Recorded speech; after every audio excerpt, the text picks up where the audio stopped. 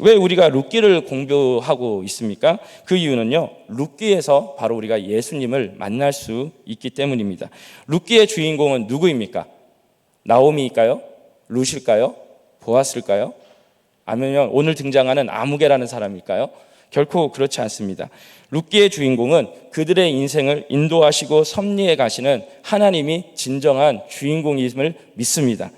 깨어져 버린 인생, 텅 빈 인생에게 찾아오셔서 새롭게 회복시켜 나가시는 하나님의 손길, 그 텅 빈 인생을 역전시켜 줌을 통해서 배고팠던 인생이 배부르게 먹고 남고 차고 남고 나누어지는 인생으로 바뀌었다라는 얘기를 제가 계속적으로 말씀을 드렸습니다. 그것은, 그 손길은 우리 또한, 이 자리에 계신 우리 성도님들 또한 누렸던 인생이었고, 그리고 우리가 앞으로도 계속적으로 누려야 될 인생들인 줄 믿습니다. 저는 이 땅이 복을 받아야 될 줄 믿습니다. 왜냐하면 부산 동산교회가 있기 때문에. 아멘이시죠? 우리 성도님들이 계셔서 그 주위에 있는 분들이 복을 받으셔야 돼요. 왜요? 우리 이 자리에 계신 성도님들이 계시기 때문에. 이것은 당연한 원리입니다. 하나님은 배고픈 인생을 배고픈 인생으로 끝내지 않으십니다. 결코 그렇게 끝내지 않습니다.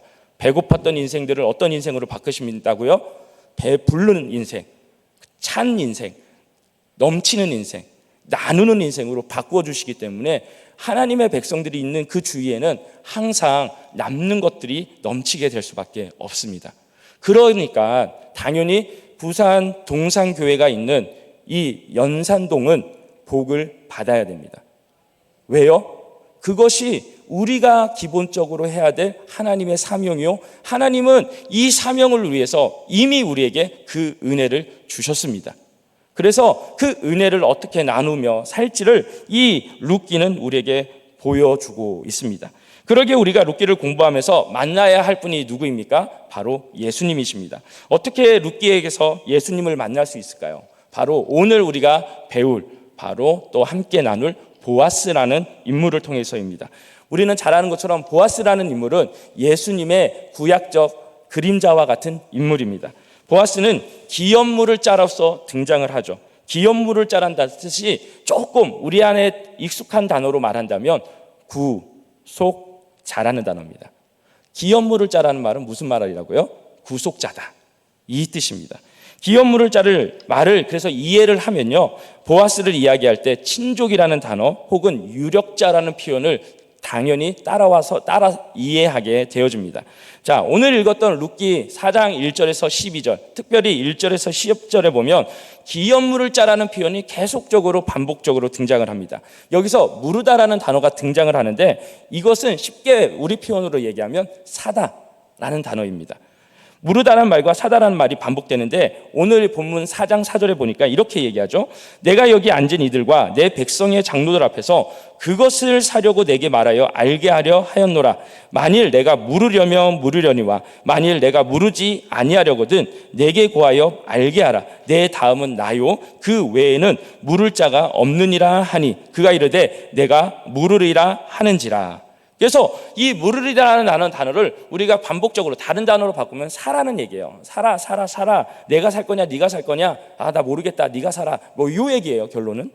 그래서 구속이라는 말의 정확한 뜻은 무엇이냐면 값을 지불하여서 사서 자유케 한다. 값을 지불하여 사서 자유케 한다라는 것이 구속이라는 단어입니다. 그래서 구약에서는 이 구속이라는 단어를 어떤 단어로요? 기업 물을 자라고 할 때 그 단어를 사용하였고, 구약에서 보편적으로 기업 물을 자의 대상이 누구냐, 즉 구속의 대상이 누구냐 할 때 딱 세 가지를 기억하시면 돼요. 세 가지인데 첫 번째는 하나님은 땅을 구속하십니다. 땅을 구속해 주십니다. 이스라엘 백성들은 영원히 이 땅을 자신의 땅이라고 간주하지 않았습니다. 이 땅은 영원히 잃어버리지도 않는다라고 생각했습니다. 왜요? 땅의 진정한 구속자, 주인은 누구시기 때문에 하나님이시라고 믿었기 때문에 땅을 잃어버릴 리도 없고 땅을 더 많이 가질 수도 없다라는 사실을 잘 알고 있습니다. 그들은 땅의 소유주를 하나님으로 믿었기 때문에 하나님이 각 지파에게 땅을 여호수아에서 분배했을 때 그 땅은 영원히 잃어버리지 않는 자신, 지파, 자신의 가족, 자신의 집안의 땅이라는 것을 받아들인 거예요. 그래서 우리가 잘 아는 것은 나봇의 포도밭이 문제가 됐던 게 그거잖아요. 왜 안 판 거예요? 조상으로부터 물려받은 땅이었기 때문에. 그것이 핵심이 되는 것입니다. 그래서 잠시 땅을 팔아서 소유권이 넘어가도 50년째, 곧 희년이 되어지면 어떻게 되어져요? 다시 원래의 주인에게 그 값을 받지 아니하고 돌려주어야 됩니다. 즉 뭐예요? 그 값을 사는 것은 사는 개념이 아니라 임대의 개념인 거예요. 그 돈의 값을 받아서 잠시 동안 자신이 희년이 되기 전까지의 기간을 빌려 쓰는 개념이 되어집니다.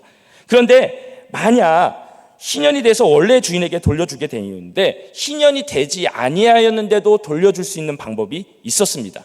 그것이 바로 기업 물을 자를 통해서 돌려줄 수가 있었습니다.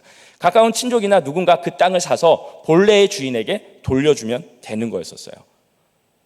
그죠? 그래서 우리 장미 권사님이 앞에 계신데 장민희 권사님에게 땅을 다시 돌려드리고 싶으면 제가 그 땅값을 지불해서 윤혜정 집사님에게 그 땅을 사서 그 값을 사서 다시 돌려주면 다시 본래의 주인으로 돌아가게 되어 있었다. 여기서 바로 그 땅값을 지불해서 그 땅이 본래대로 자유함을 누릴 수 있도록 하는 것이 구속이다라고 말할 수 있습니다. 조금 어려웠나 봐요. 벌써 눈이 감기세요. 자, 둘째는 뭐냐면 하나님은 노예를 해방시켜 주세요. 이 얘기는 뭐 긴 얘기가 될 거니까 생략하고, 셋째는 하나님은 과부를 구속해 주십니다. 남편을 잃은 과부도 친족 중에 누가 그 값을 지불하고 사주면 자유케 될 수 있습니다. 자유함을 누릴 뿐만 아니라 어떠한 자가 되어지는 거예요? 그 집안의 아내가 될 수 있었고요. 그 집안의 아내가 되어져서 자식을 낳아서 자신의 본래 남편, 원남편의 그 가정의 대를 계속적으로 이어갈 수 있도록 그 구속을 시켜주는 것이 바로 이 기업 물을 자들의 대상이었었습니다. 땅, 노예, 과부요. 자, 그래서 룻의 경우를 보면 어떤 대상이었습니까? 바로 과부였었습니다. 하지만 룻은 이거보다 더 비참했습니다. 왜냐하면 룻은 단순한 과부가 아니라 과부의 삶을 넘어서 노예의 삶과 비슷하게 살았기 때문입니다. 왜 그 뜻이 무엇이냐면 자신이 원래 땅이 있었거나 본래 남편이 뭔가 좀 재산이 있으면 과부가 되어도 그 재산, 받은 재산을 가지고 연명하면서 생활할 수 있기 때문에 괜찮았어요. 그런데 남편이 가난했어요. 기업의 땅도 다 팔아버려서 돈도 없어요. 그럼 이제 어떻게 해야 돼요? 방법은 하나예요. 기업 물을 자가 나타나든지 희년이 50년이 찰 때까지 기다렸었어야 돼요. 얼마나 비참했습니까? 그러니 먹고 살아야 되니까 어떻게 해야 되는 거예요? 이 과부는 능력이 없음으로 말미암아 다른 집에 가서 밭일이나 룻처럼 밭일을 하거나 그 가정 일을 돌보면서 누군가 자신을 사줄 때까지 버텼어야 돼요. 그러니 룻의 처지는 어떤 처지였다? 단순한 과부의 문제가 아니라 노예의 신분도 같이 있었다라고 봐도 무방한 정말 비참했던 여인이었습니다. 하지만 더욱 중요한 것은 무엇이에요? 그는 단순한 이스라엘 과부의 가난한 과부가 아니라 이방 과부였었어요. 그러니 그가 얼마나 비참했겠습니까? 땅을 구속하는 것은 쉬운 일이었습니다. 그 값을 치고 그냥 그 땅의 소유권을 자기에게 잠시 가져오면 되는 거니까. 하지만 아내를 데려오는 것은 결코 쉬운 일이 아니었습니다. 그래서 오늘의 본문에 그 친족 아무개라는 사람 있잖아요. 아무개라는 사람은 룻을 사지 않겠다라고 말을 합니다. 땅은 살 수 있어. 내가 땅은 살 수 있는데 나 룻은 못 사겠어 라고 얘기를 하는 거예요.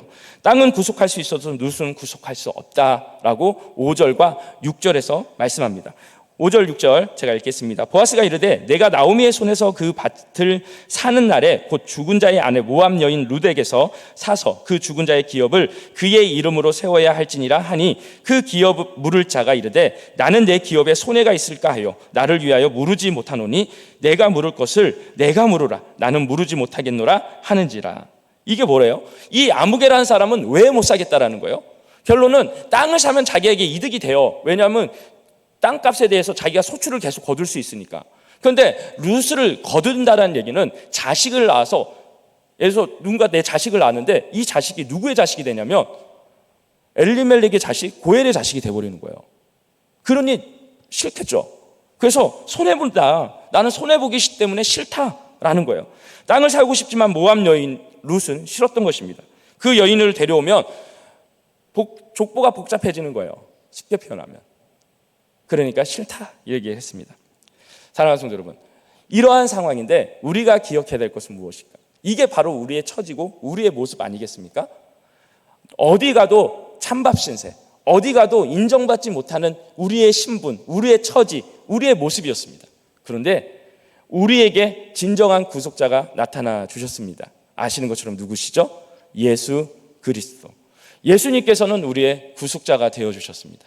정말 별볼일이 없고 벌레 봐도 못한 우리의 인생들에게 찾아오셔서 우리를 자신의 핏값으로 사주시고 우리에게 진정한 자유함을 허락해 주셨습니다. 이 시간에 그 예수 그리스도를 마음껏 힘껏 찬양할 수 있는 이 예배의 시간이 되기를 주님의 이름으로 소망합니다.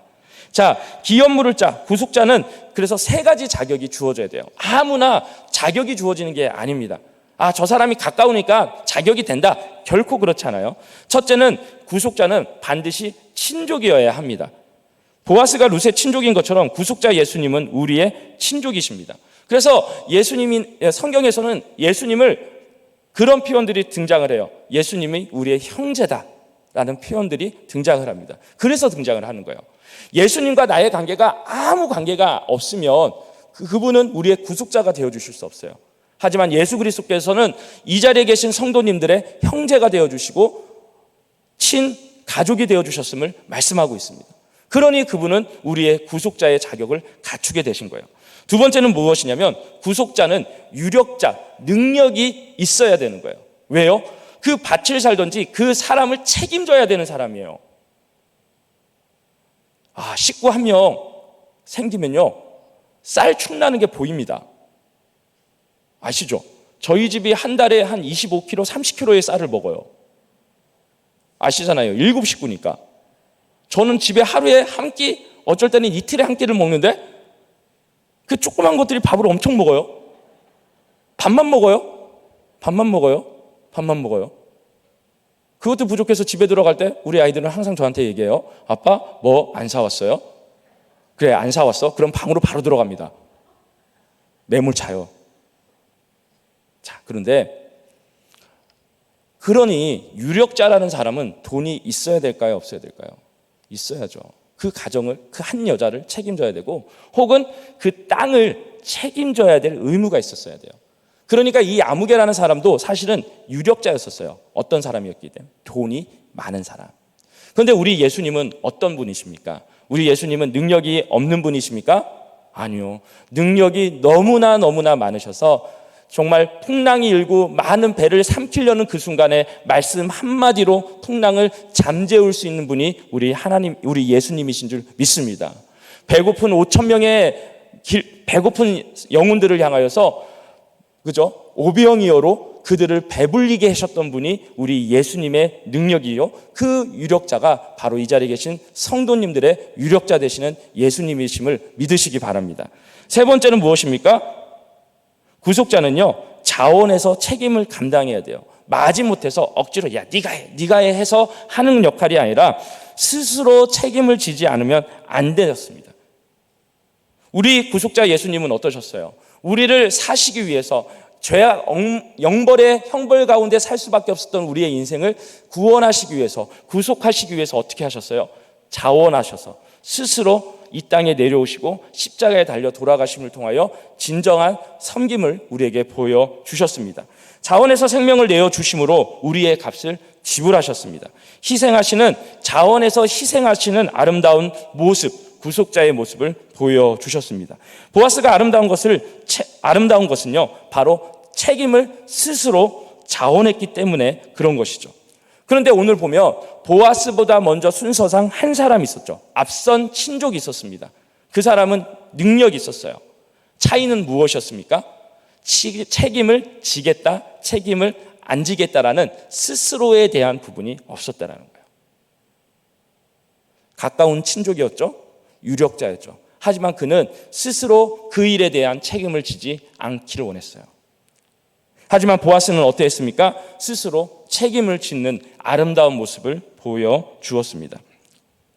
그래서 본문 4장 7절과 8절에 이렇게 말씀합니다. 옛적 이스라엘 중에는 모든 것을 모르거나 교환하는 일을 확정하기 위하여 사람이 그의 신을 벗어 그의 이웃에게 주더니 이것이 이스라엘 중에 증명하는 전례가 된지라.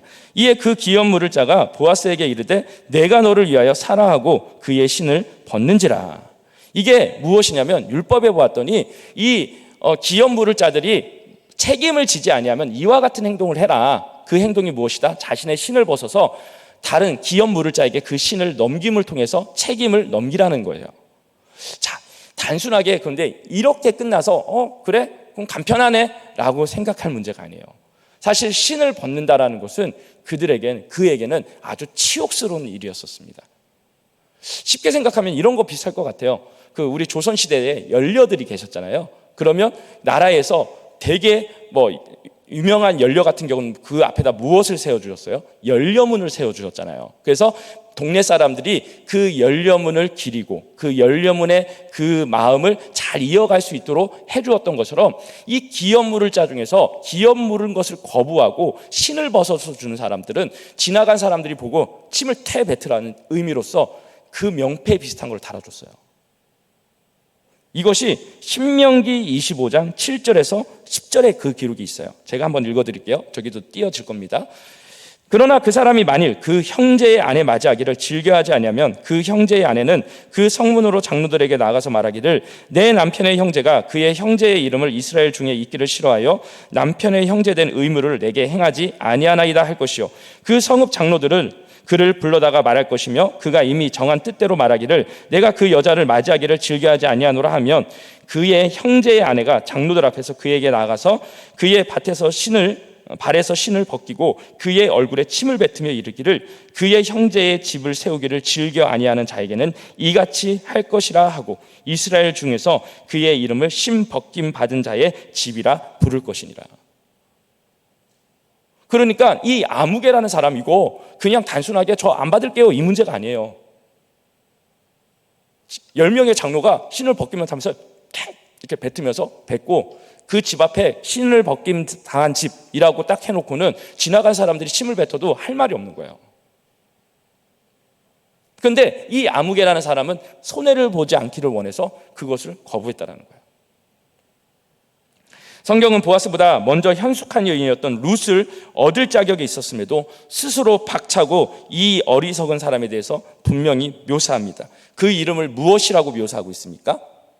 아무개다라는 거예요. 성경은 그 이름을 기록하지 않는 분명한 이유가 있었습니다. 그래서 히브리어로 이 뜻이 히브리어로 뭐라고 부르냐면 펠로니 알모니라는 말이에요. 이도 저도 아닌 이것도 저도 이도 저도라는 뜻이에요. 그래서 아무개라고 번역한 거예요. 자, 보아스가 이 친족의 이름을 몰랐을까요? 당연히 알았죠. 가까운 친족이고 서열도 알 정도였으니까. 하지만 성경은 그의 이름을 기록하지 않았습니다.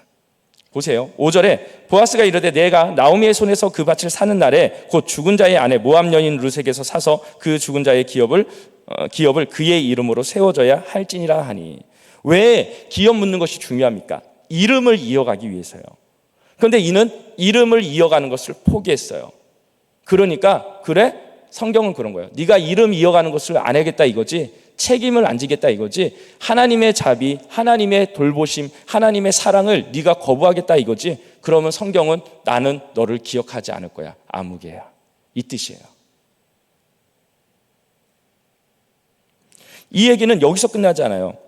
성경은 하나님의 마음과 자비의 말씀과 관심 없이 오로지 자신의 배만 채우려는 자에게 이름을 허락하지 않았습니다. 그의 행위가 하나님의 보시기에는 분명히 죄악되었다라고 판단하셨어요. 그것이 우리 한글 성경에서는 등장하지 않지만 1절에서 나와요. 1절의 상반절에 보니까 이런 말씀이 있습니다. 보아스가 성문으로 올라가서 거기에 앉아 있더니 마침 보아스가 말하던 기업 물을 자가 지나가는지라. 여기서 이 지나가는 지라를 유심히 보면요, 이 뜻이 뭐예요? 성문에 보아스가 이제 재판을 받기 위해서 앉아 있는데 그 아무개라는 사람이 자기 앞에 지나갔다라는 이 뜻이에요. 문장상으로는. 그런데 이 뜻이 무슨 뜻이냐면 기본적 의미는 넘어가다, 건너가다라는 뜻이에요. 넘어가다, 건너갔다는 뜻이에요. 이게 기본 의미지만 율법, 언약과 관련했을 때는 범하다라는 뜻이에요. 죄를 범하다. 즉 뭐라는 거예요? 그는 보아스 앞을 지나갔는데 그냥 넘어가고 지나간 것이 아니라 죄를 지었다라는 거예요. 성경은 아무개라는 사람을 죄인으로 봤다라는 거예요. 영원한 시각에서 보면 책임을 다하지 않은 이 사람처럼 불행한 사람은 없습니다. 이것이 얼마나 수치스럽고 부끄러운 모습입니까? 단순히 그 현장에서 침을 뱉음을 당하고 동네 사람들이 지나가면서 침을 다 뱉는 것이 수치스러운 것은요, 그냥 자기가 안 보면 돼요. 지나간 사람이 침 뱉는 거 신경 안 쓰면 될 문제처럼 보이지만 이 사람은 영원이라는 시간에서는 정말 수치스럽고 비참한 사람입니다. 자기의 만족과 유익을 위해서라면 하나님의 판단도 사람들의 이목도 중요하지 않게 생각했습니다. 자신의 심 벗김 받은 자의 집이라고 불릴지라도 이 땅에서 성공만 할 수 있다면 나는 괜찮다라는 생각을 가진 사람이 이 아무개라는 사람이었습니다. 사랑하는 성도 여러분, 우리가 하나님의 백성이 되었다면 우리 각자에게 하나님이 주신 부르심이라는 것이 있습니다. 믿으십니까? 이것을 사명이라는 말로 바꿀 수도 있습니다. 교회 안에서 소명을, 사명을, 가치를 모르고 우리가 성도로 살아간다면 우리는 이 아무개와 같은 존재처럼 그저 자신의 배를 불릴 수는 있고 자신의 삶의 유익함을 위해서, 자신의 가정의 유익함을 위해서 살 수는 있지만 정작 하나님의 나라에서는 그는 정말 부끄러운 존재가 되었다는 사실입니다. 그것이 얼마나 수치스러운 것인지조차 모르고 살아가는 거예요. 맞습니다. 하나님 나라를 위해서 사명을 감당하는 것은 결코 쉬운 일이 아닙니다. 두려운 일입니다. 어쩔 때는 용기도 필요합니다. 예수님 말씀처럼 그 길은 어떤 길입니까? 좁은 길입니다. 협착한 길이기 때문에 다니는 사람이 매우 적다라고 말씀할 정도로 결코 쉬운 길이 아닙니다. 교육자 중에서요, 제일 편하게 교육자 생활하는 방법 알아요. 저도 그냥 시킨 일만 하면 편해요. 설교하라고 하면 설교하고요, 신방 시키면 신방만 하면 돼요. 그리고 기도 시간도 딱 맞춰서 기도하고 나가면 돼요. 그러면 욕 전혀 안 먹습니다. 그런데 일을 찾아 영혼을 섬기고 돌아다니고 말씀을 준비하기 위해서 눈이 빠질 정도로 씨름하고 사서 고생하면요, 하나님은 아시는 거예요. 에스더는요, 처음 모르드게가 민족을 위해 왕 앞에 나라고 했을 때 그녀는 두려워했습니다. 우리가 하나님의 나라를 위해서 일을 감당할 때 두려워하는 것처럼 에스더도 두려워하였습니다. 왜요? 자신의 목숨이 걸린 문제였으니까. 용기가 나지 않았습니다. 그때 모르드게가 뭐라고 에스더에게 말합니까? 쉽게 다른 표현으로 하면 내가 나서지 않더라도 하나님은 반드시 누군가를 통해서 이 일을 행하실 것이야. 그러나 이 일을 네가 만약 포기한다면 너와 내 아비의 집은 어떻게 될 것이다? 반드시 망할 것이다. 사랑하는 성도 여러분, 성도로서 이 세상을 살아가면서 가장 아름다울 때가 언제라고 생각합니까? 아름다운 한복을 입고 한쪽에 명품백을 하나 딱 들고 머리를 샤방샤방해서 걷는 것이 아름다운 모습이라고 혹시나 착각하고 계십니까? 결코 그렇지 않습니다. 모세는 120년의 세월을 살았습니다. 궁전에서 부귀영화를 누리면서 40년, 혼자 광야에서 자기만을 생각하면서 살아간 40년, 그리고 하나님의 백성과 함께 고통의 광야 생활을 보냈던 40년. 성경은 어느 때를 그의 가장 아름다운 모습으로 기록하고 있습니까? 궁전도 아니고 혼자 살았던 광야 40년이 아닙니다. 백성들과 함께 하나님의 말씀을 지키며 살았던 고난의 40년을 가장 아름답다라고 평가합니다. 즉, 다시 한 번 더 질문을 드리면 성도로서 이 세상에 살아가면서 가장 아름다운 때는 언제인가? 저는요, 바로 하나님 앞에서 쓰임받을 수 있을 때, 쓰일 때가 가장 아름다운 때임을 믿습니다. 하나님의 말씀은 반드시 우리가 다 하나님의 심판대 앞에 설 날이 올 것이라고 기억하라고 말씀합니다. 마태복음 12장 36절에 보면 예수님께서도 우리가 무슨 무익한 말을 하든지 심판날에 이에 대하여 신문을 받을 것이다 라고 말씀하고 있습니다. 무익한 말 한마디도 심판대 앞에서 신문을 받을 것이라고 하는데, 하나님께서 주신 그 유력함들, 하나님께서 주신 그 시간들, 하나님께서 주신 그 은사와 능력들을 우리가 낭비하며 살아간다면, 자신의 유익만을 위해서 살아간다면 심판대 앞에서 뭐라고 하시겠습니까? 지금 교육자들에게는 핑계도 가능합니다. 변명하실 수도 있어요. 우리 교육자들이 전제하지는 않잖아요. 그런데 하나님 앞에서 숨기실 수 있으시겠습니까? 하나님 앞에서 변명이 통하며 하나님 앞에서 반박이 가능할 거라고 생각하십니까? 결코 그렇지 않습니다. 그딴에 외치는 외침은 진짜 의미 없는 외침에 불과한 허무한 외침이 될 것입니다. 자, 이 사람 결국 성경에서 중요한 위치에 있었음에도 불구하고 그는 아무개, 펠로니 알모니로서 역사에서 사라져버리고 말아버립니다. 자, 우리가 읽은 것처럼 드디어 보아스와 룻은요, 합법적으로 이제 부부의 연을 맺어갈 수 있게 되어졌고 그 기업을 이어갈 자가 되었습니다. 이들을 향하여서 장로들이 11절과 12절 말씀을 통해서 축복합니다. 11절 성문에 있는 모든 백성과 장로들이 이르되 우리가 증인이 되나니 여호와께서 내 집에 들어가는 여인으로 이스라엘 집을 세우는 라헬과 레아 두 사람과 같게 하시고 내가 에브라데서 유력하고 베들레헴에서 유명하게 하시기를 원하며 12절 여호와께서 이 젊은 여자로 말미암아 내게 상속자를 주사 내 집이 다말이 유다에게서 낳아준 베레스의 집과 같게 하시기를 원하노라 하니라. 그 축복의 대상은 먼저 룻이었고 두 번째는 보아스였고 그리고 세 번째는 보아스의 후손에게 이 10분의 장로님들이 축복을 합니다. 장로님들의 축복의 기도를 보면 무슨 생각이 드십니까? 그들은요 하나님의 일하심 관점에서 축복을 할 수 있는 사람이었습니다. 단순하게 잘 먹고 잘 살아라라는 축복, 예를 들어서 우리가 결혼할 때 패백할 때 대추 던져주고 밤 던져주면서 자식 많이 낳아라, 괜히 그 아멘 해가지고 낸다지만 하여튼 그렇게 가는 그런 축복이 아니라 어떤 축복이요?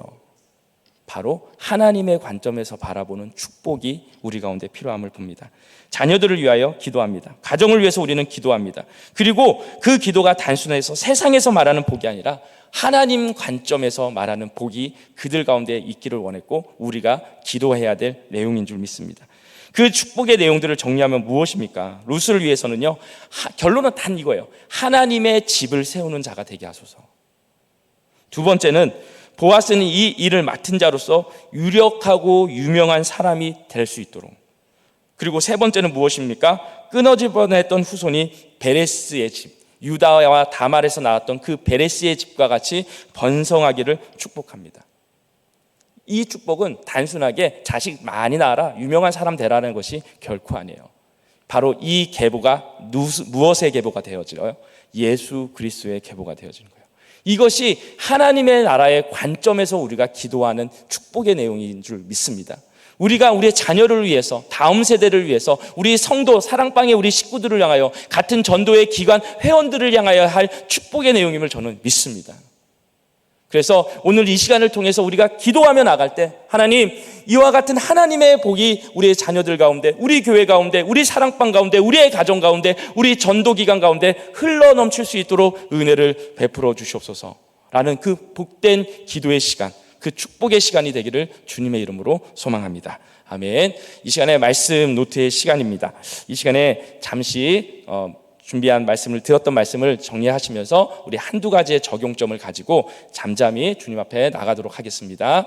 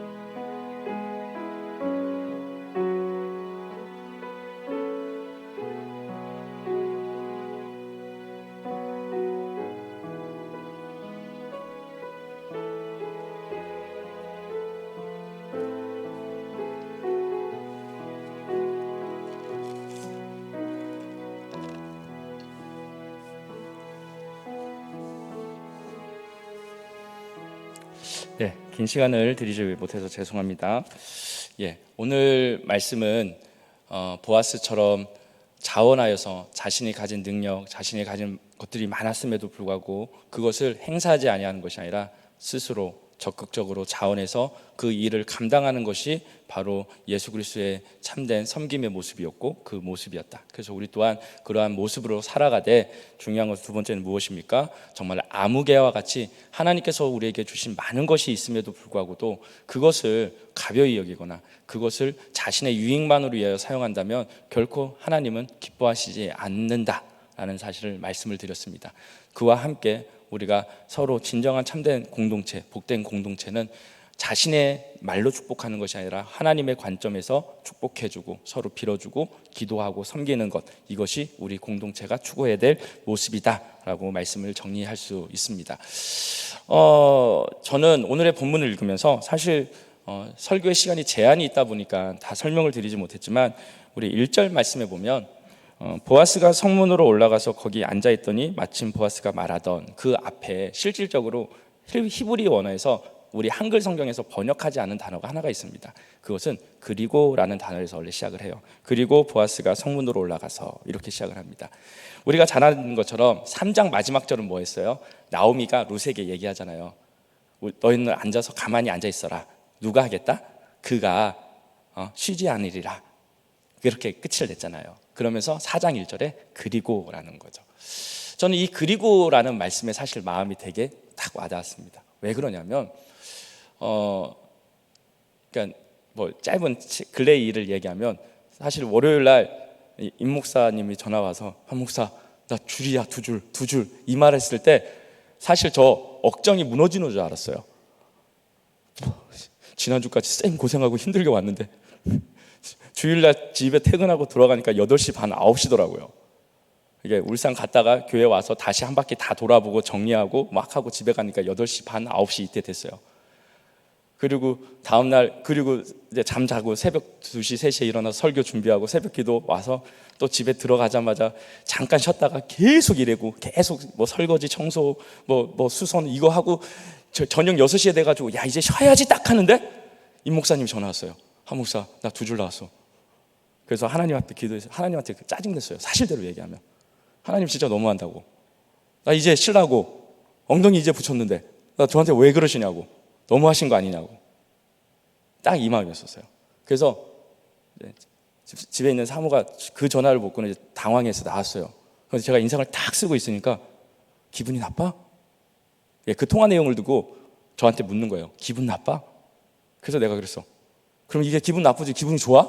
내가 흐닥하고 말았어요. 그런데 솔직한 심정이었었어요. 이거 녹화하고 있어서 이 얘기하는 거예요. 유튜브로 나가면 이 얘기 안 할 건데 녹화만 하고 있어요. 그런데 어제 그러고 있다가 오전에 박 전도사님이 이제 전화가 왔고 목사님 이제 수요일 날 찬양 인도도 해야 될 것 같아요. 이렇게 저녁이 됐고 그리고 이제 저녁이 됐어요. 밤이 됐는데 9시 한 40분에 목사님이 단톡 회의를 하자는 거예요. 그래서 예. 그래서 다 전임 교육자들이 딱 단톡방에 들어왔어요. 네, 목사님. 근데 목사님이 나랑 사모가 확진이 됐다고. 주일 사역 어떻게 해야 되냐고. 딱 이 한마디에 머리가 하얘졌어요. 근데 그 순간에 저한테 들었던 생각이 요 문장이었어요. 그리고 저는 쉬고 싶었어요. 솔직하게 쉬고 싶었어요. 그런데 우리 예수님은 어떨까? 우리 하나님은 어떨까? 하나님 저 쉬고 싶어요 라고 얘기하지만 우리 하나님은 그리고 그 다음 일을 준비하고 계시는 거예요. 저는 뭐 목사님 사모님 뭐 확진이 되고 뭐 임 목사님 박 전도사님 확진되고 난리가 났는데 걱정됩니까? 사실 이제 걱정은 안 돼요. 왜냐하면 그것은 우리의 몫이 아니라 이 교회를 책임지시는 우리 하나님께서 그리고의 일을 하실 거라는 것을 믿습니다. 그리고 또 그 일을 계속적으로 이어갈 것을 저는 확신합니다. 그래서 저의 믿음 없음으로 인해서 순간은 확 짜증을 냈지만 우리 집사람한테 참 미안함과 함께 하나님께서 주신 사역들을 기쁘고 즐거움으로 더 감당할 수 있는 이 고난주간, 저에게는 고난주간과 같은 이 한 주간을 하나님의 은혜로 잘 하나님께 맡겨드리고 살아가야 되겠다, 이렇게 정리를 했습니다. 자, 우리 이 시간에 말씀 노트 정리되셨죠? 그러면 이 시간에 우리 함께 기도했으면 좋겠습니다. 하나님 앞에 기도하실 때, 하나님, 참 우리는 하나님의 일을 하는 것을 기쁨으로 여길 때도 있지만 참 두려워할 때도 많고, 사람들이 나에게 할 그 비난의 소리 앞에서 망설여질 때도 많고, 주저할 때도 많고, 그리고 그로 인해서 하나님이 나에게 주신 놀라운 것들을 포기할 때가 참 많았었습니다. 하지만 하나님, 이 시간을 통해서 하나님의 그 사랑, 우리를 향해서 쉬지 아니하시고 일하시는 그 은혜 가운데서 다시 한 번 더 머물 수 있는 제가 될 수 있도록 주님 도와주십시오. 이 시간에 우리 말씀을 생각하면서 우리 한번 기도하면서 나가도록 할까요? 함께 기도하며 나가겠습니다.